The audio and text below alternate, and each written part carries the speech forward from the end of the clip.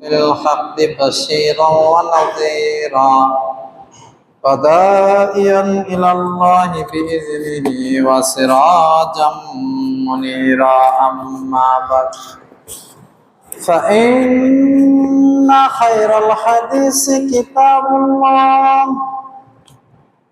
وخير الهدي هدي محمد صلى الله عليه وسلم وشر الأمور محدثاتها وكل محدثة بدعة وكل بدعة ضلالة وكل ضلالة في النار أو كما قال الله تعالى في القرآن المجيد وفي فرقانه الحميد بعد أعوذ بالله من الشيطان الرجيم بسم الله الرحمن الرحيم يا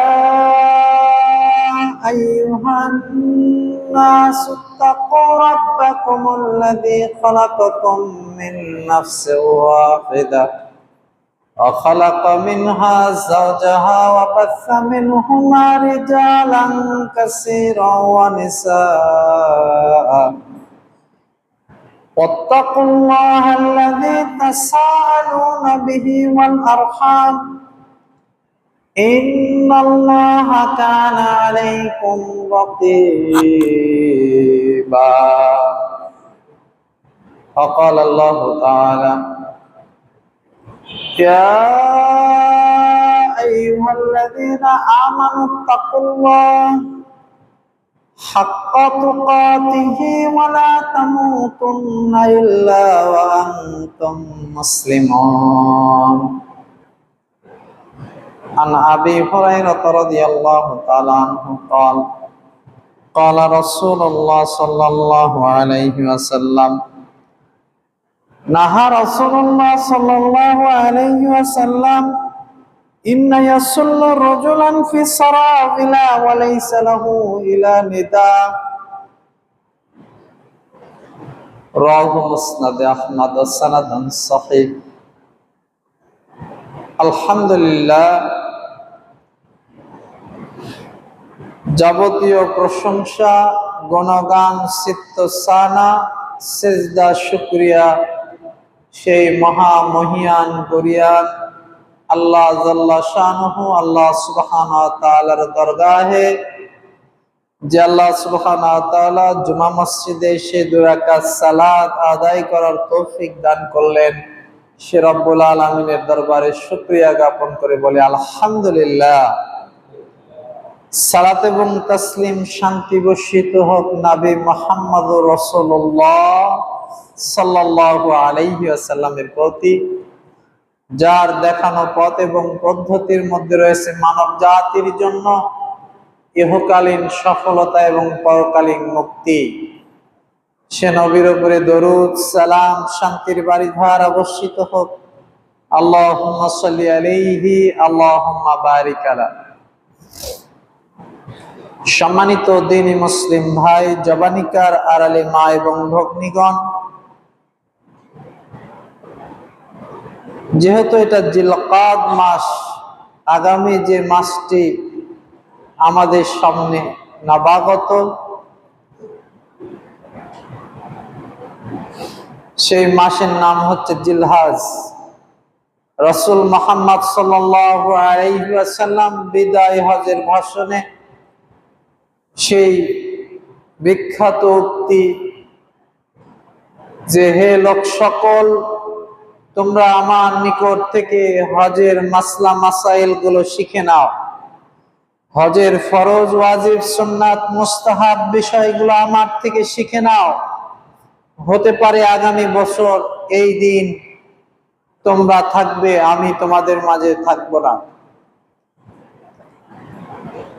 এই জন্য মুসলিমদের উচিত যখন যে বিষয়টি তাদের সামনে আসবে, একজন নাবালক ছেলে যখন বালেগ হবে তখন তার জন্য জানা জরুরি গোসলের ফরজ কিভাবে আদায় করতে হয়। একজন নাবালিকা মেয়ে যখন সাবালিকা হবে তার জন্য উচিত কিভাবে ঋতুবর্তী অবস্থা থেকে পবিত্র হলে গোসল কিভাবে করতে হবে আর পাকসাপ কিভাবে থাকতে হবে, এটা তার জন্য জানা জরুরি। বিবাহকারীর জন্য বিবাহের ফরজ ওয়াজিব মুস্তাহাব বিষয়গুলো জানা জরুরি। সালাত আদায়কারীর জন্য সালাতের হুকুম আহকাম রকম ওয়াজিব ফরজগুলো জানা জরুরি। সিয়াম পালনকারীর জন্য সিয়ামের ফরজ মুস্তাহাব সুন্নত এবং সিয়াম অবস্থায় যে বিষয়গুলো নিষেধ রয়েছে সেগুলো জানা জরুরি।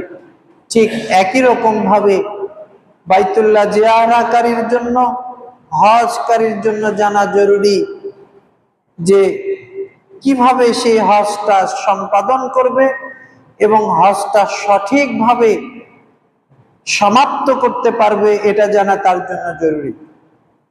হজের ওয়াজিব ফরজ মুস্তাহাব সুন্নাত বিষয়গুলো যারা হজের জন্য যাচ্ছে তাদের জন্য জানা অতীব জরুরি। কিছু বিষয় রয়েছে যেগুলো হজের ফরজ, একটিও ছাড়া পড়লে হজ আদায় হবে না। কিছু বিষয় রয়েছে হজের ওয়াজিব যেগুলো ছেড়ে দেওয়া গুনার কাজ। কিছু বিষয় রয়েছে সুন্নাত যেগুলো ছেড়ে দেওয়া রাসূল সাল্লাল্লাহু আলাইহি ওয়াসাল্লাম অপছন্দ করতেন। এইরকম ভাবে হজের ফরজ ওয়াজিব সুন্নাত মুস্তাহাব বিষয়গুলো প্রতিটা হাজির জন্য বাইতুল্লাহ জিয়ারতকারীর জন্য জানা জরুরি। এর সাথে সাথে যে বিষয়টি আসবে হজের সময় ভুল ত্রুটি এবং বেদাত। প্রতিটি সুন্নাতের আলোচনার সাথে বেদাতের আলোচনা থাকবে, তাই না? সালাত, সিয়াম, ওযু, ইস্তেনজার যেরকম সুন্নাত রয়েছে সেরকম বেদাতও আমাদের সমাজে চালু রয়েছে। ঠিক একই রকম ভাবে হজের ফরজ ওয়াজিব সুন্নাত বিষয়গুলো যেরকম রয়েছে হজের ভুল ত্রুটি এবং বেদাত গুলো আমাদের সমাজে চালু রয়েছে। আপনি সুন্দর করে হজ করলেন কিন্তু হজের মধ্যে বেদাত ঘটে গেল, সুন্নাহ বহির্ভূত কাজগুলো আপনার দ্বারা ঘটে গেল, আপনার হজ কি পরিপূর্ণ হলো? জি না। যে কোনো আমলের মধ্যে যখন বেদাতের সংমিশ্রণ হয় তখন সেই আমলটা আস্তে আস্তে দুর্বল হতে থাকে। বেদাতের পরিমাণ যত বড় হয় আমলটা তত বাতিল হয়ে যাওয়ার সম্ভাবনা দেখা দেয়। প্রিয় দিনী মুসলিম ভাই এবং বোনেরা, এই জন্য হয়তো আমাদের কাছে এটা সাধারণ বিষয় মনে হতে পারে, তবে প্রতিটা মুসলিমের জন্য এটা জানা জরুরি যে হজের সুন্নাত, ফরজ সুন্নাত, ওয়াজিব মুস্তাহাব গুলো জানার পাশাপাশি আমাদেরকে হজের ভুল ত্রুটি এবং বেদাত সম্পর্কে সচেতন হতে হবে। আল্লাহ সুবহানাহু ওয়া তাআলা আমাদেরকে এই সম্পর্কে ইলম হাসিল করার তৌফিক দান করুন, আল্লাহুম্মা আমিন। সম্মানিত উপস্থিতি হাজিরিন, বলতেছিলাম হজ সম্পর্কে ভুল ত্রুটি এবং বেদাতের প্রথম যে বিষয়টি ঘটে তা হচ্ছে ইহরামের পূর্বে ভুল। ইহরাম মানে যেখান থেকে নিয়াত করবে হাজিরা। বাংলাদেশ, ভারত, পাকিস্তানের মানুষ ইয়ালামলাম থেকে মেকআপ করে, অর্থাৎ হজের নিয়াত করে, ওই যে ইহরামের কাপড় পরিধান করে, গোসল করে, নিয়াত করে, ওযু ইস্তেনজা করে। এর পূর্বে যে ভুল ত্রুটিগুলো রয়েছে এটা আগে জানা জরুরি, তাই না? এই পূর্বের ভুল ত্রুটি কোথা থেকে শুরু হয়? বাড়ি থেকে, তাই না? একজন হাজি যে আল্লাহর ঘর জিয়ারত করতে যাবে সে প্রথমে হজ করার উদ্দেশ্যে বাড়ি থেকে বের হয়। এই ক্ষেত্রে আপনারা দেখবেন গ্রাম মহল্লাগুলোতে, পাড়া মহল্লায় হাজি হজ করতে যাওয়ার সময় উচ্চ স্বরে ওই হাজির বাড়ি থেকে বা হজ যাত্রা শুরু করবে যে ব্যক্তি তার বাড়ি থেকে আজান দেওয়া হয়। কি করা হয়? আজান দেওয়া হয়। এরকম দেখেছেন কোথাও? যারা গ্রামগঞ্জে বেশি থাকেন বা গ্রাম মহল্লাতে যাদের বাড়ি তারা এই বিষয়টা খেয়াল করবেন। শহরে এটা এরকম খুব কমই দেখা যায়, তবে গ্রাম অঞ্চলে এর প্রভাবটা অনেক বেশি। এর কারণ কোরআনে কারীমের একটি আয়াত। আল্লাহ সুবহানাহু ওয়া তাআলা বলেন, ওয়াযানা ফিন নাসি বিল হজ। যখন ইব্রাহিম আলাইহিস সালাম এবং ইসমাঈল আলাইহিস সালাম কাবা ঘর তৈরি করলেন, কাবা ঘর তৈরি করার পরে আল্লাহ সুবহানাহু ওয়া তাআলা বলেন, ওয়াযানা, হে ইব্রাহিম তুমি ঘোষণা করে দাও, তুমি আহ্বান করো নাস মানুষদেরকে বিল হজ, হজের জন্য। তাহলে এই নির্দেশ কাদেরকে দেওয়া ছিল? নবী ইব্রাহিম আলাইহিস সালাম এবং সাইয়েদনা ইসমাঈল আলাইহিস সালামকে এই নির্দেশ দেওয়া ছিল, যেহেতু কাবা ঘর তৈরি হয়ে গেছে, এটা পরিবেশ তৈরি হয়ে গেছে ইবাদতের, অতএব মানুষদেরকে তোমরা ঘোষণা করে দাও। একটা বিষয় ঘোষণা না করলে জানবে কিভাবে, তাই না? একটা ঘর তৈরি করা হলো, এই ঘর কিসের জন্য করা হলো? বা একটা মসজিদ তৈরি করা হলো, সেখানে নামাজ কবে থেকে শুরু হবে, এটা মসজিদ কর্তৃপক্ষকে জানাতে হবে না? ঘোষণা করতে হবে না? আহ্বান করতে হবে না? মানুষকে ডাকতে হবে না?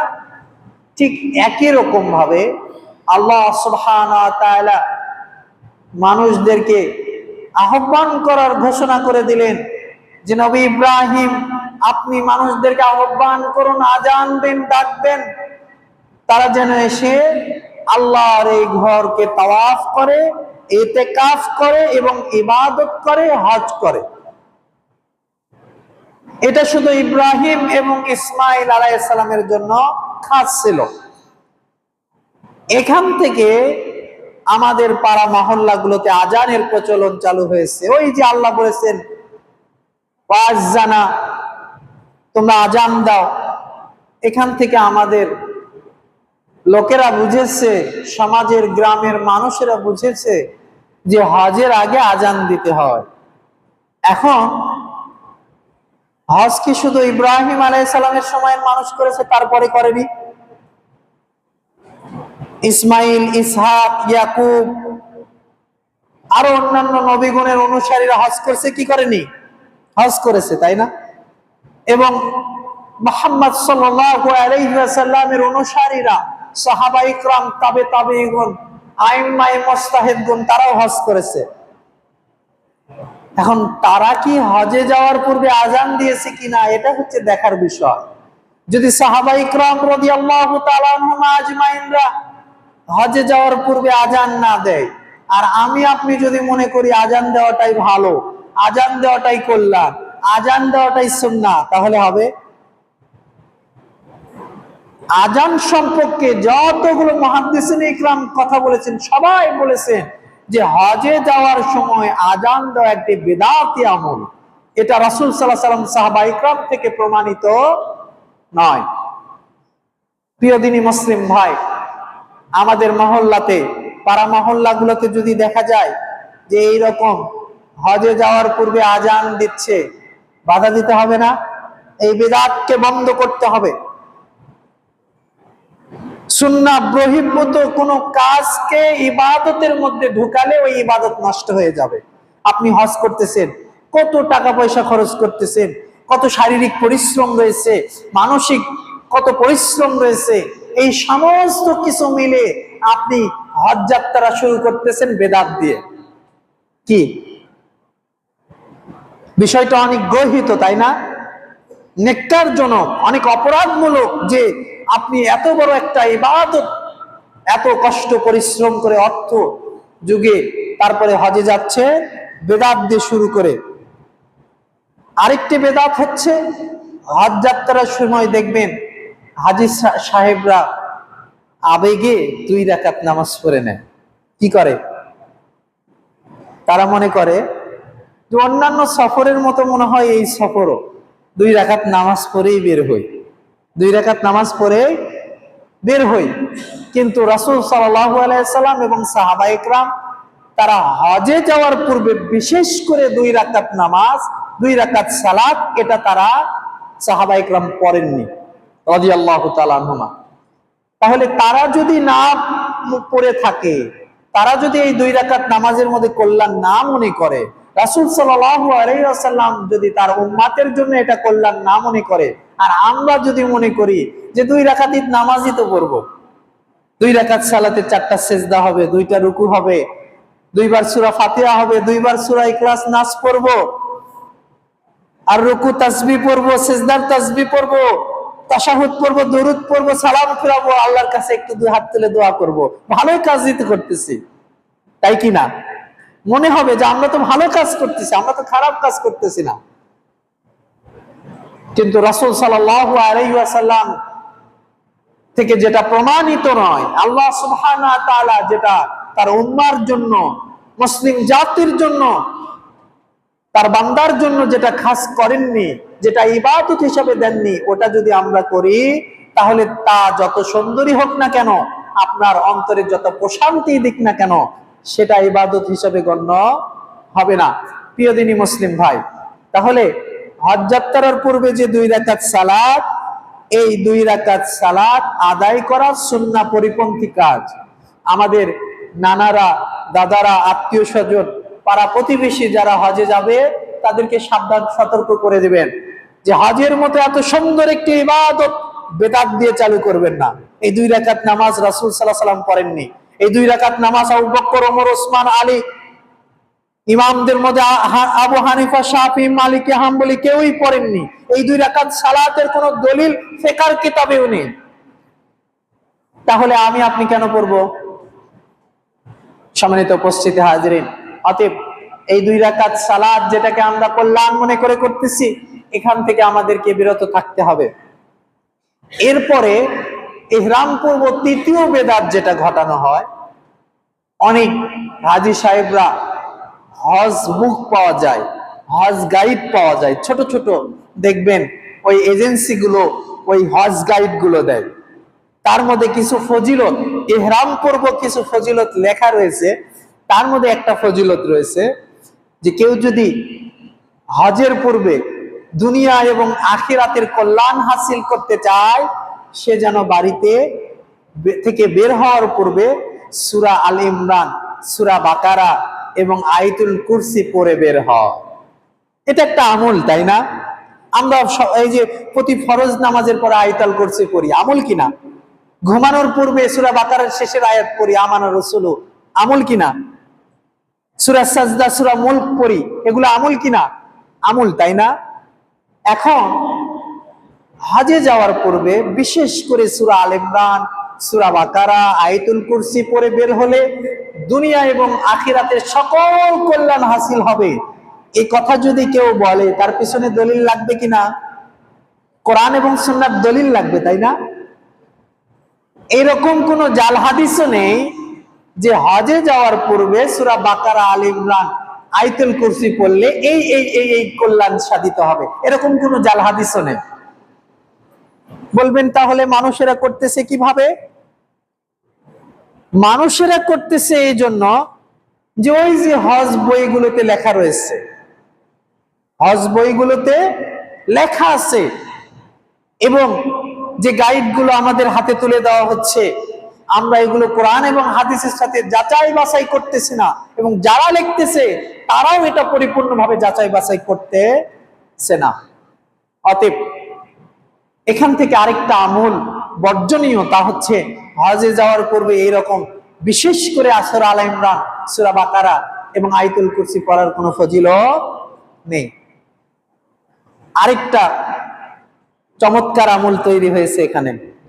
চমৎকার বললাম এই জন্য যে আমলগুলো এত সুন্দরভাবে ইবলিস ঢুকিয়েছে যে আপনার কাছে শুধু ভালোই লাগবে। আমলটা কি? বলা হচ্ছে যখন হজ যাত্রীরা কোথাও অবস্থান করবে, ধরেন এখান থেকে আপনি ঢাকাতে যাওয়ার উদ্দেশ্যে, বগুড়া থেকে ঢাকাতে যাওয়ার উদ্দেশ্যে রওনা হয়েছেন, সিরাজগঞ্জে গাড়ি যাত্রা বিরতি দিয়েছে। এখন এখানকার আমলটা কি? সূরা ইখলাস 10 বার পড়বে। হজ যাত্রীগণ যেখানে সফররত অবস্থায়, যেখানে যাত্রা বিরতি দিবে, যেখানে অবস্থান করবে, সেখানে 11 বার সূরা ইখলাস পড়বে। আমলটা ভালো না খারাপ? শুনতে ভালো লাগবে না? অনেক চমৎকার আমল, মনে হবে যে এটা তো খুব ভালো আমল, অনেক সুন্দর আমল। এত সুন্দর আমল আমরা ছাড়বো কি কারণে? এত সুন্দর আমল তো ছাড়ার কোনো কারণ নেই। প্রিয় দিনী মুসলিম ভাইরা, যে আমলের পিছনে রাসূল মুহাম্মদ সাল্লাল্লাহু আলাইহি ওয়াসাল্লামের আদেশ নেই, সেই আমলটা আমাদের কাছে যত সুন্দরই হোক না কেন, সেই আমল বর্জন করতে হবে। মহান আল্লাহ সুবহানাহু ওয়া তাআলা বলেন সূরা হাশরের ৭ নম্বর, ওয়া মা আতাকুমুর রাসূলু ফাখুযুহু ওয়া মা নাহাকুম আনহু ফান্তাহু। রাসূল সাল্লাল্লাহু আলাইহি ওয়াসাল্লাম তোমাদেরকে যে আমল দিয়েছে, যে কাজ করতে বলেছে, ওটা তোমরা করো, আর তিনি যা থেকে নিষেধ করেছে তা তোমরা বর্জন করো। রাসূল সাল্লাল্লাহু আলাইহি ওয়াসাল্লাম থেকে এরকম যদি প্রমাণ পাওয়া যেত যে হাজীগণ যেখানে যে যাত্রা বিরতি করবে সেখানে সূরা ইখলাস 11 বার পড়বে বা পড়লে এই সওয়াব হবে, এরকম যদি হাদিস থাকতো তাহলে এটা আমলযোগ্য হতো। যেহেতু এইরকম কোন হাদিসের পাতায় খুঁজে পাওয়া যায় না, অতএব এই আমল বর্জন করতে হবে। এই আমল বর্জন করতে হবে। বলবেন এরকম আমল আছে কি? যারা হজে গিয়েছে তাদের সাথে আপনি একটু আলোচনা করেন, দেখবেন তাদের যারা মুআল্লিম রয়েছে তারা সময়ে সময়ে এই বিষয়গুলো মনে করে দিয়ে থাকে। আরেকটি বিদআত হচ্ছে, হজ যাত্রী যখন বাড়ি থেকে বের হবে, বের হওয়ার সময় দেখবেন তার আত্মীয় স্বজন, পাড়া প্রতিবেশী, ভাই বন্ধু বান্ধব যারা রয়েছে, তখন গাড়িতে উঠায় দিবে, তখন বিভিন্ন স্লোগান তারা দিয়ে থাকে। কেউ বলে আল্লাহু আকবার, কেউ বলে লা ইলাহা ইল্লাল্লাহ, আবার কেউ কেউ লাব্বাইক আল্লাহুম্মা লাব্বাইক বলে চিল্লাচ্ছে। মানে বিষয়টা এমন হয়ে গেছে যে কাবার ময়দান বাড়ির সামনে বানায় দিছে, তাই না? আস্তাগফিরুল্লাহ, আল্লাহ হেফাজত করুন। আবেগ দিয়ে কখনো ইসলাম চলবে না। ইসলাম হচ্ছে দলিলের নাম, ইসলাম হচ্ছে নিয়মতান্ত্রিকতার নাম, ইসলাম হচ্ছে কোরআন এবং সুন্নাহর নাম, ইসলাম হচ্ছে আল্লাহ এবং আল্লাহর নবীর নির্দেশের নাম। সুবহানাল্লাহ। তাহলে হজে গমনের সময় এই যে হাজী সাহেবকে আপনারা উপরে উঠায় দিচ্ছেন, হজ করেইনি, তাতেই রিয়ার সুমা দিয়ে অন্তরটা পরিপূর্ণ হয়ে গেল। রিয়ার সুমা মানে কি? রিয়া মানে লোক দেখানো। আপনি যে চিল্লাচ্ছেন, এরকম করে তাকবীর ধ্বনি দিচ্ছেন আর হাজি হাজি বলতেছেন আর লাব্বাইক আল্লাহুম্মা লাব্বাইক বলতেছেন, এতে করে কি হচ্ছে? যে হাজি, যে মানুষটা হজে যাচ্ছে, তাহলে তার মধ্যে কি আসতেছে? ফখর আসতেছে, অহমিকা আসতেছে, অহংকার আসতেছে, তাকাব্বুরি আসতেছে, লৌকিকতা আসতেছে। এই যে লৌকিকতাগুলো আপনার তাকবীরের মাধ্যমে, তাহমিদের মাধ্যমে, চিল্লাফাল্লা করার মাধ্যমে, স্লোগানের মাধ্যমে আসতেছে, এখান থেকে পরহেজ হতে হবে না? আপনি হজ করলেনই না, আপনি বাইতুল্লাহ জিয়ারত করলেনই না, সাফা মারওয়া সাই করলেন না, আরাফাতে বসলেন না, হাজরে আসওয়াদ চুম্বন করলেন না, আপনার মধ্যে অহংকার চলে এসেছে। কি? প্রথমেই যদি গলত হয়ে যায়, প্রথমেই যদি নিয়তের মধ্যে এরকম রিয়া আর লৌকিকতা চলে আসে, তাহলে কি হবে ভাই? হজটা বাতিল হয়ে যাবে না? সম্মানিত উপস্থিতি হাজিরিন, প্রিয় দিনী মুসলিম ভাই, সমাজে এই কুপ্রথাকে বন্ধ করে দিতে হবে। হাজী সাহেব হজ করতে যেতে বের হবে, নিয়ম যেটা, যিনি বাইরে থেকে বের হবে তিনি সালাম দিয়ে বের হবে, এবং যিনি বাড়িতে প্রবেশ করবে তিনিও সালাম দিয়ে প্রবেশ করবে, এটাই সুন্নাহ।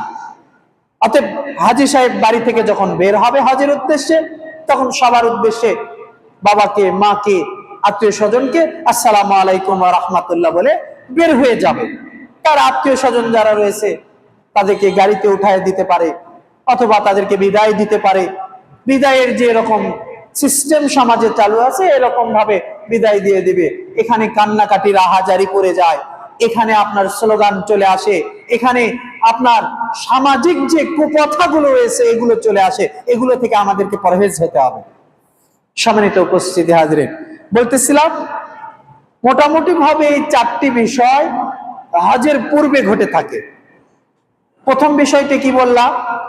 যে হজের পূর্বে আজান দিয়ে থাকে। দ্বিতীয় বিষয়টি, হজে যাওয়ার জন্য বিশেষ করে 2 রাকাত সালাত আদায় করে, যা বিদআত। তৃতীয় বিষয়, বাড়িতে থেকে বের হওয়ার পূর্বে কল্যাণের আশায়, সওয়াবের আশায়, মঙ্গলের আশায়, দুনিয়া আখিরাতের কল্যাণের আশায় আলে ইমরান, সূরা বাকারা এবং আয়াতুল কুরসি পড়ে। চতুর্থ যে বিষয় তা হচ্ছে বিভিন্ন জায়গায় যাত্রা বিরতি দিলে সেখানে আপনার সূরা ইখলাস 11 বার করে তেলাওয়াত করে, এটাও বেদাত।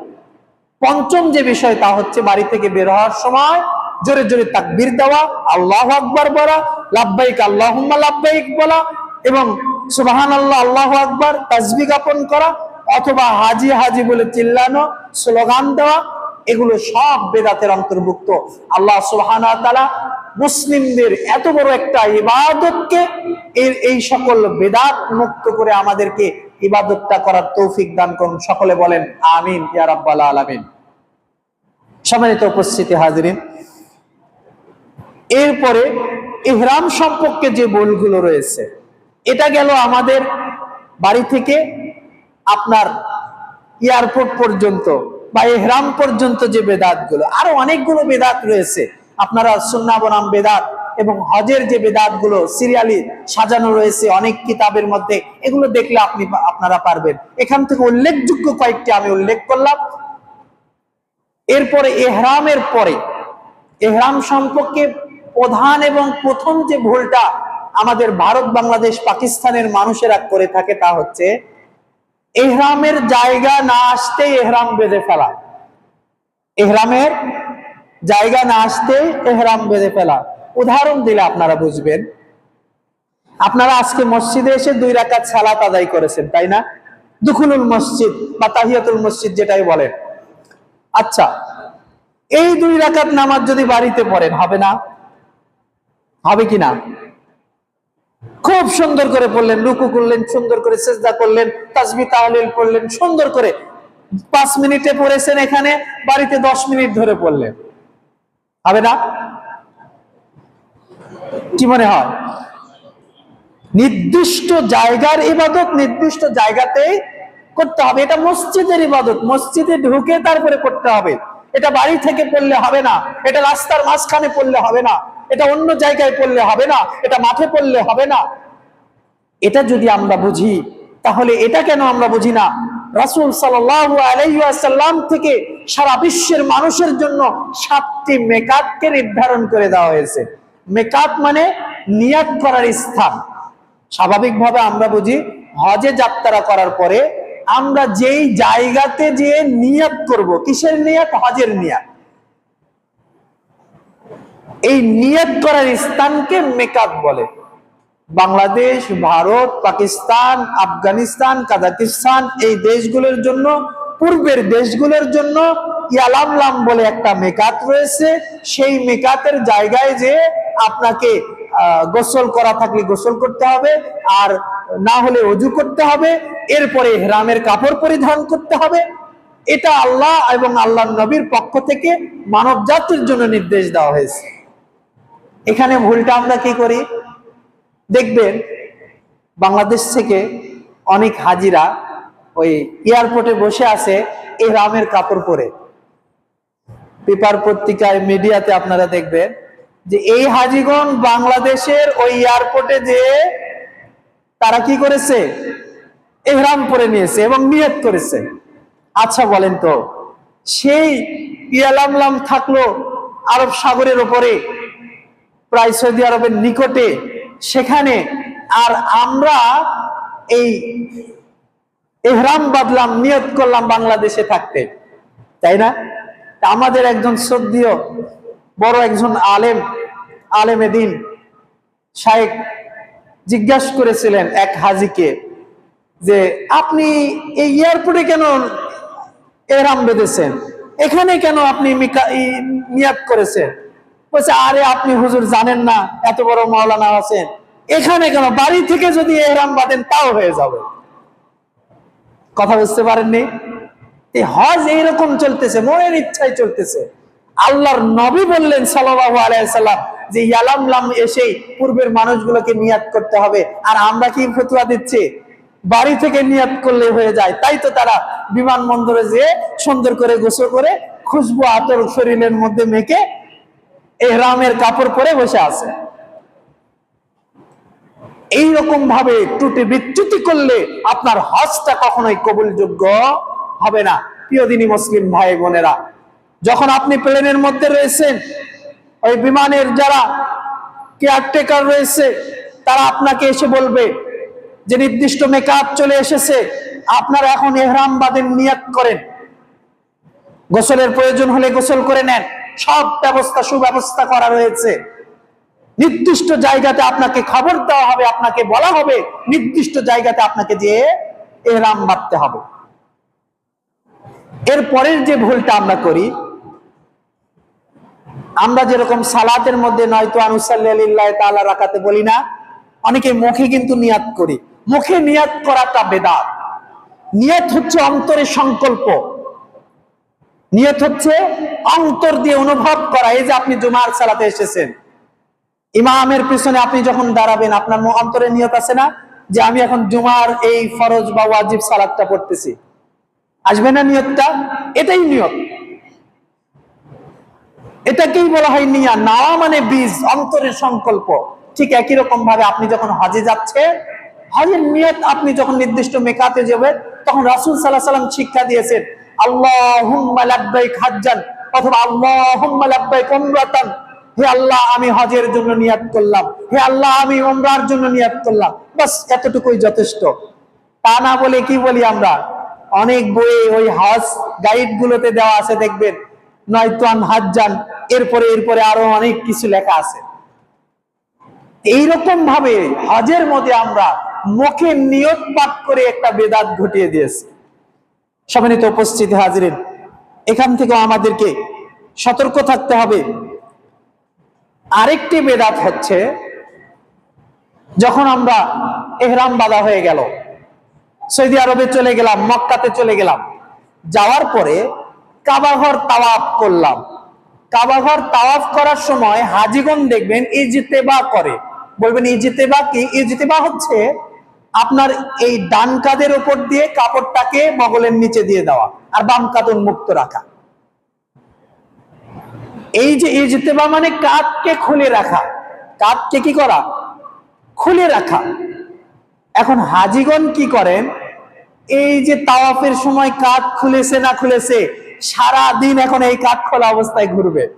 মার্কেটে যাবে, জামিয়াতে যাবে, কাঁধ খোলা, হোস্টেলে যাবে, কাঁধ খোলা, এমনকি সালাতে দাঁড়াবে কাঁধ খোলা অবস্থায়। দেখবেন অনেক হাজিরা তারা নামাজে দাঁড়িয়েছে, তাওয়াফ করতেছিল, তাওয়াফ করতে করতে সালাতের ইকামত হয়ে গেছে, মুয়াজ্জিন ইকামত দিয়ে দিয়েছে, ওই কাঁধ খোলা অবস্থায় সালাতের মুসাল্লায় দাঁড়িয়ে গেছে। অথচ নাহা রাসূলুল্লাহ সাল্লাল্লাহু আলাইহি ওয়াসাল্লাম, রাসূল সাল্লাল্লাহু আলাইহি ওয়াসাল্লাম নিষেধ করেছেন আন্না সালাত রাজুলান ফি সারাবিলা লাইসা লাহু ইলা নিদা। কোন ব্যক্তি যেন তার কাঁধকে উন্মুক্ত করে কাঁধকে খোলা অবস্থায় নামাজে না দাঁড়ায়, অথবা একটি কাপড় পরে অর্থাৎ পায়জামা পরে, জামা না পরে নামাজে না দাঁড়ায়। তাহলে রাসূল সাল্লাল্লাহু আলাইহি ওয়াসাল্লাম নিষেধ করেছে তোমরা কাঁধ খোলা অবস্থায় নামাজে দাঁড়িও না। অথচ আমাদের হাজী সাহেবরা মনে করেছে একের কাজ হয়ে গেছে, তাই না? শুধুমাত্র এই কাঁধ খোলা রাখতে হবে তাওয়াফের সময়। যখন আপনি কাবা ঘর এই যে গোল গোল ঘুরতেছেন, এটাকে তাওয়াফ বলা হয়। এই তাওয়াফের সময় আপনার কাঁধ উন্মুক্ত থাকবে, এ ব্যতীত অন্য কোনো জায়গায় কাঁধ খোলা থাকবে না। তাওয়াফ শেষ, কাঁধকে বন্ধ করে নিতে হবে। কাপড়টাকে নিয়ে চাদরটা যেরকম ভাবে চাদর পরে ওই রকম ভাবে পুরো কাঁধটাকে ঢেকে নিতে হবে। এইভাবে সালাতে দাঁড়াতে হবে। প্রিয় দিনী মুসলিম ভাই এবং বোনেরা, এখানে আরেকটি বিষয়, কিছু রাফেজি এবং অন্যান্য ইসলামকে যারা পরিপূর্ণভাবে মানে না এবং ইসলামকে যারা কালচার করে না এবং কোরআন এবং সুন্নাহকে যারা পরিপূর্ণ মূল্যায়ন করে না, গত কয়েক বছর আগে দেখা গিয়েছে যে ইহরাম শুধুমাত্র পুরুষের জন্য ফরজ। ইহরামের কাপড়টা পরা এটা পুরুষের জন্য, মহিলাদের জন্য ইহরাম নেই। রাসূল সাল্লাল্লাহু আলাইহি ওয়াসাল্লাম থেকে সুস্পষ্ট হাদিস বুখারী মুসলিমে বর্ণিত হয়েছে। কিছু আবেগী মুসলিম এবং জাহেল অজ্ঞ মহিলাদেরকে দেখা গেল কয়েক বছর আগে তারা ইহরামের কাপড় পরে কাবাঘর তাওয়াফ করতেছে।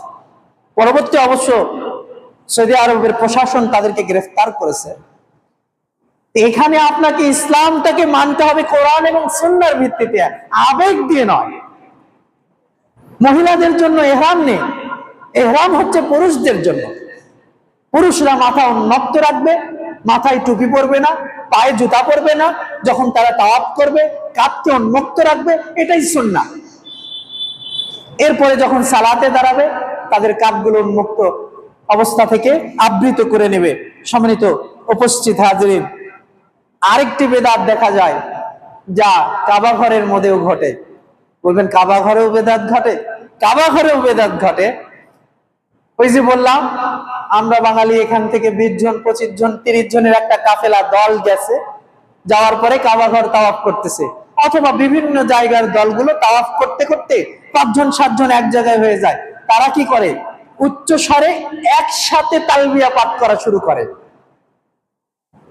লাব্বাইক আল্লাহুম্মা লাব্বাইক লাব্বাইক লা শারীকা লাক লাব্বাইক ইন্নাল হামদা ওয়ান নি'মাতা লাক ওয়াল মুলক লা শারীকা লাক লাব্বাইক, এভাবে একসাথে পাঠ করে। এটা বেদাত। রাসূল সাল্লাল্লাহু আলাইহি ওয়াসাল্লাম এবং সাহাবায়ে কেরাম থেকে এবং তার পরবর্তী যুগের আইম্মায়ে মুজতাহিদগণ তারা সবাই বলেছে এই ব্যাপারে যে তালবিয়া পাঠ করবে, এই তাকবীর পাঠ করবে, এটা শুধু নিজে নিজে, এটা নিজের ইবাদত, এটা সমষ্টিগত ইবাদত নয়। 5 জন 7 জন 10 জন মিলে একসাথে এটা করবে না, এটা নিজে নিজে পড়বে। যারা পারে না তারা অন্যজনের শুনে বলবে, যারা পারে না তারা আরেকজন বলতেছে তার শুনে বলবে। কিন্তু 5 জন 7 জন 10 জন 20 জন এক জায়গায় হয়ে, এমনও তো দেখা যায় কাফেলাতে এই তাওয়াফ শেষ এক জায়গায় যে তাঁবুতে বসেছে, বসে বসে আমাদের দেশে ওই যে একসাথে যে জিকির করার কথা আছে, তাই না? একসাথে জিকির আজগার করা কালচার রয়েছে, এই বেদাত রয়েছে, এটাকে বেদাত বলতে হবে। একসাথে একত্রিত হয়ে সুবহানাল্লাহ, আলহামদুলিল্লাহ, আল্লাহু আকবারের জিকির রাসূল সাল্লাল্লাহু আলাইহি ওয়াসাল্লাম, সাহাবায়ে কেরাম সহ লক্ষাধিক সাহাবী কোনোদিন করেন। অথচ আমাদের মসজিদগুলোতে একসাথে জিকির হয়, তাই না? নাম ধরতে হবে কি? অনেক মসজিদে আপনারা জানেন, অনেক মসজিদে ফজর সালাত পড়ে সেই দিন শহরের মধ্যে বড় একটা মসজিদ দেখলাম যে ইমাম সাহেব ঘুরে বসে জিকির আজগার যা করলেন করলেন, মোনাজাত করলেন, এরপরে আল্লাহর জিকির করলেন। কিসের জিকির? আল্লাহর জিকির। আচ্ছা, আল্লাহর জিকির কি রাসূল সাল্লাল্লাহু আলাইহি ওয়াসাল্লাম করেছেন? এটা আরেকটি বিদআত। জিকির করতে হবে সুবহানাল্লাহ, আফজালু যিকরু লা ইলাহা ইল্লাল্লাহ। উত্তম জিকির হচ্ছে লা ইলাহা ইল্লাল্লাহ। আফজালু দুআ লা ইলাহা ইল্লাল্লাহ, আফজালু যিকরু লা ইলাহা ইল্লাল্লাহ, আফজালু দুআ সুবহানাল্লাহ, আলহামদুলিল্লাহ, লা ইলাহা ইল্লাল্লাহ। তাহলে জিকির করতে হবে সুবহানাল্লাহ, জিকির করতে হবে আলহামদুলিল্লাহ, জিকির করতে হবে আল্লাহু আকবার। আল্লাহু জিকির আছে কোথাও? এই যে নামাজের পরে আমরা যে জিকির করি, আল্লাহু আল্লাহু আছে? কি বলেন? আল্লাহর কোন জিকির চোখে পড়েছে আপনাদের? বা এত বয়স হয়েছে আল্লাহর জিকির করেন? কিসের জিকির করেন? প্রথমে একবার আল্লাহু আকবার বলেন বা আস্তাগফিরুল্লাহ বলেন, এরপরে সুবহানাল্লাহ, আলহামদুলিল্লাহ, লা ইলাহা ইল্লাল্লাহ, এগুলোই তো জিকির। কত মূর্খ হলে, অজ্ঞ হলে সমাজের এই সকল যারা দ্বীনের দাওয়াতি কাজ করতেছে, যারা ইমাম রয়েছে, ইমাম সেজে আছে যারা, তারা জনগণকে সাথে নিয়ে আল্লাহু জিকির করতেছে। বলবেন যে আল্লাহু তা আল্লাহর নাম, জিকির করলে সমস্যা কি? আপনি সারাদিন শুধু বললেন আল্লাহু আল্লাহু আল্লাহু, তাহলে হবে? বলেন আল্লাহু রহমান, আমার রব হচ্ছে দয়াময়। কি আল্লাহ বুঝবে না যে আমার বান্দা আমাকে দয়াময় বলে ডাকলো? বলেন আল্লাহু রহিম, আমার রব করুণাময়। আল্লাহু রাজ্জাক, আমার রব হচ্ছে রিজিক দাতা। কি আল্লাহ বলবে যে আমার বান্দা আমার কাছ থেকে রিজিক চাচ্ছে, সে আমাকে রিজিক দাতা হিসেবে স্বীকৃতি দিচ্ছে, কিন্তু আপনি সারাদিন বলে আল্লাহু আল্লাহু আল্লাহু, তার সাথে রহমান নাই, রহিম নাই, গফুর নেই, কিচ্ছু নেই। এটা ভিন্ন আলোচনা। তো বলতেছিলাম ওখানে যে তাহলে আরেকটা বেদাত কি ঘটে? একসাথে সমৎসুরে সবাই মিলে তাকবীর পাঠ করা, লাব্বাইক আল্লাহুম্মা লাব্বাইক বলে সবাই মিলে একসাথে পড়া, এটাই বেদাত। এই বেদাত থেকে পরহেজ হতে হবে। যারা এদেশের দায়িত্বশীল রয়েছে, এজেন্সিগুলো রয়েছে, বিভিন্ন মুআল্লিম রয়েছে, যারা শোনা যায় তারা মুফতি, শোনা যায় তারা দাওরায়ে ফারেক, শোনা যায় তারা মুহাদ্দিস, তারা জনগণের এই সকল জনগণকে হজে নিয়ে যাচ্ছে, তাদেরকে এই ব্যাপারে সচেতন হতে হবে। জবাব দিতে হবে কাল কিয়ামতের ময়দানে। কাল কিয়ামতের ময়দানে জবাব দিতে হবে কেন এরকম পবিত্র জায়গায় এই সকল বেদাত ঘটানো হয়েছে। জবাব দেওয়ার জন্য এই সকল মুআল্লিমকে প্রস্তুত থাকতে হবে। প্রিয় দিনী মুসলিম ভাই, বলতেছিলাম যে এই তালবিয়া পাঠ করতে হবে একাকী। এরপরে যে কাজটি করতে হবে, যে বেদাতটি ঘটানো হয় তা হচ্ছে তানঈম নামক একটি মসজিদ রয়েছে কাবাঘর থেকে 4 কিলোমিটার দূরত্বে দক্ষিণে। এই তানঈম নামক মসজিদে জায়গা থেকে হজ করার পরে হাজিগণ আবার নিয়ত করে তানঈমে যায় উমরার নিয়ত করে। এরকম শুনছেন কিনা? যারা হজে গেছেন তারা এটা ভালো বুঝতে পারবেন। এবং আরেকটি মসজিদ রয়েছে জিরানা নামক আরেকটি মসজিদ রয়েছে মক্কা থেকে উত্তর দক্ষিণে 16 কিলোমিটার দূরত্বে। ওই জিরানা থেকেও অনেকেই এখান থেকে আবার নিয়ত করে উমরার জন্য। হজ তো সম্পাদন হয়ে গেল, তাই না? এহরাম বাঁধলেন, কাবাঘর তাওয়াফ করলেন, সাফা মারওয়া সাই করলেন, পাথর নিক্ষেপ করলেন, এরপরে বলতেছে যে হজটা যেহেতু হয়ে গেল আমরা একটু উমরা করি। উমরা এখন কিভাবে করবে? তারা কি করে? ওই তানঈমে ফিরে যায়, ফিরে যেয়ে আবার উমরার নিয়ত করে। এটা বেদাত। রাসূল সাল্লাল্লাহু আলাইহি ওয়াসাল্লাম এবং সাহাবায়ে কেরাম থেকে এরকম কোন দলিল নেই যে কোন সাহাবীরা যে পরবর্তী আবার উমরা করার জন্য এখান থেকে নিয়ত করেছে। তাহলে বলবেন নিয়ত কিভাবে করব? ওই যে হজের সাথে আপনাদেরকে হজ এবং উমরার নিয়ত করে নিতে হবে যে হজ সম্পাদন করব, এরপরে উমরা করব এক জায়গাতেই। এখন বলবেন তাহলে এটা আসলো কোথা থেকে? আয়েশা রাদিয়াল্লাহু তাআলা আনহা একদা হজে যাওয়ার পরে ঋতুবতী হয়ে গেলেন। তিনি হজে যাওয়ার পরে ঋতুবতী হওয়ার কারণে স্বাভাবিকভাবে তিনি আপনার হজ করতে পারলেন না, হজ নষ্ট হয়ে গেল। এরপরে যখন তিনি পবিত্র হলেন তখন তিনি রাসূল সাল্লাল্লাহু আলাইহি ওয়াসাল্লামকে জিজ্ঞাসা করলেন, ইয়া রাসূলুল্লাহ, আমি এখন কি করব? তো তখন রাসূল সাল্লাল্লাহু আলাইহি ওয়াসাল্লাম বললেন, যেহেতু হজের সময় পার হয়ে গিয়েছে, হজের তো নির্দিষ্ট একটা সময় রয়েছে, তাই না? 10 জিলহজ বা 9 জিলহজ তারিখে হজ সমাপ্ত হয়ে যায়, এরপরে কুরবানি হয়ে যায়। যখন তিনি হজ শেষ হয়ে গেল, তিনি পবিত্র হলেন, তখন বলে আমি এখন কি করব? আমি কি যেরকম আসছিলাম ওই রকম ফিরে যাব? রাসূল সাল্লাল্লাহু আলাইহি ওয়াসাল্লাম বললেন, না, তুমি ওই রকম ফিরবে না, তুমি তানঈমে যাও, সেখানে তুমি উমরার নিয়ত করো, আর সেখান থেকে আসে তুমি আবার উমরা করো। আজও সৌদি আরবের লোকেরা তানঈম নামক মিকাত থেকে উমরা করে। এটা সৌদি আরবের লোকদের মিকাত। আমরা যখন যেমন ইয়ালামলাম থেকে মিকাত ইহরাম বাঁধি, ঠিক সৌদি আরবের লোকেরা তানঈম থেকে ইহরাম বাঁধে। এই জন্য রাসূল সাল্লাল্লাহু আলাইহি ওয়াসাল্লাম আয়েশা রাদিয়াল্লাহু তাআলা আনহাকে বলেছিল যে তুমি তানঈমে ফিরে যাও, যেহেতু আমাদের মিকাত হচ্ছে এটা, অতএব তুমি ওখান থেকে ইহরাম বেঁধে আবার এসে উমরা করো। এই আমাদের দেশের কিছু আবেগী মৌলবীরা তারা দিনকে কোরআন এবং সুন্নাহ দিয়ে না বুঝে এই জিনিসটা নিয়ে এসে তারা বলতেছে যেহেতু আয়েশা রাদিয়াল্লাহু তাআলা তানঈম থেকে নিয়ত করে উমরা করেছে, সেখানে ছেলে মেয়ে ছোট বড় সবাই এই কাজ করতেছে। আচ্ছা, আয়েশা রাদিয়াল্লাহু তাআলা ওজর ছিল, তাই না? তিনি ঋতুবতী হয়েছিলেন। এরপরে সৌদি আরবের লোকদের মিকাতই হচ্ছে তানঈম। আমরা এটাকে বাদ দিয়ে কি করলাম? আয়েশা রাদিয়াল্লাহু তাআলার মতো করে আমরা ওখানে যে আবার নিয়ত করে উমরা করতেছি। এটা একটা ভুল পদ্ধতি, বেদাতি পদ্ধতি। এই ব্যাপারে অনেক উলামা ইকরাম বলেছে। যুগশ্রেষ্ঠ আলেম মুহাদ্দিস নাসিরউদ্দিন আলবানী হজের বেদাত সমূহ নিয়ে আলোচনা করতে যে এই বিষয়টি নিয়ে এসেছেন, ইমাম তাইমিয়াও নিয়ে এসেছে, সকল মুহাদ্দিস ইকরাম সালফিয়াতের যত ইমাম মুহাদ্দিস আইম্মায় রয়েছে তারা সবাই এই বিষয়টি নিয়ে এসে তানঈমে যে উমরার জন্য আবার নতুন করে নিয়ত করে আসা, এটাকে বেদাত বলেছেন। সম্মানিত উপস্থিতি হাজিরিন, যে বিষয়গুলো বললাম, আমরা যারা হজে যেতে ইচ্ছুক রয়েছি অথবা ভবিষ্যতে যাব, এই বিষয়গুলো যেন, এই বেদাতগুলো যেন আমাদের এই কষ্টে উপার্জিত অর্থ এবং শারীরিক এবং মানসিক পরিশ্রমের এই পুরো ইবাদতটাকে নষ্ট না করে দেয়। এই জন্য আমরা সাবধান সতর্ক থাকবো। আল্লাহ সুবহানাহু ওয়া তাআলা আমাদের এই হজ ব্রত পালন করার তৌফিক দান করুন, আল্লাহুম্মা আমিন। যারা আমরা হজের নিয়ত করেছি যাব, তাদের হজকে আল্লাহ সুবহানাহু ওয়া তাআলা কবুল করুন, আল্লাহুম্মা আমিন। তাদেরকে সুস্থ অবস্থায় যে ফিরে আসার তৌফিক দান করুন, আল্লাহুম্মা আমিন। সম্মানিত উপস্থিতি হাজিরিন, সেই সাথে আমরা দোয়া করব এবং আপনাদের কাছে প্রার্থনা করব যে আমাদের এই এলাকাতে মোটামুটি ধান কাটা হয়ে গেছে। আমাদের মসজিদ কমিটি জানিয়েছে যে আপনারা যারা ওসর দিবেন এবং ধানের সাদাকা দিবেন, দান করবেন, তারা নির্দিষ্ট দিন আপনাদেরকে দেওয়া হবে।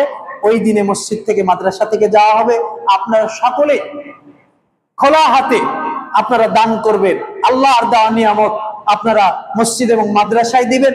মাদ্রাসার ইয়াতিম এবং অসহায় বাচ্চারা খাবে, গরিব বাচ্চারা এখানে লেখাপড়া করতেছে, তারা খাবে। আপনাদের রিজিকে আল্লাহ আরো বরাকাত দান করবে, সমৃদ্ধি দিয়ে দিবেন এবং জীবন বরকতময় করবে। এই জন্য আপনারা কেউই কার্পণ্য করবেন না এবং আপনারা দেওয়ার সময় একটু হাতটাকে উন্মুক্ত করে দিবেন। আল্লাহ সুবহানাহু ওয়া তাআলা আমাদেরকে বেশি বেশি সাদাকা করার, ওসর দেওয়ার তৌফিক দান করুন। আল্লাহুম্মা আমিন। হাযা মা ইনদানা ওয়া লা ইলমুকুম ওয়া লাআল্লাকুম তাশকুরুন। ওয়া সাল্লাল্লাহু আলা নাবিয়িনা মুহাম্মাদ।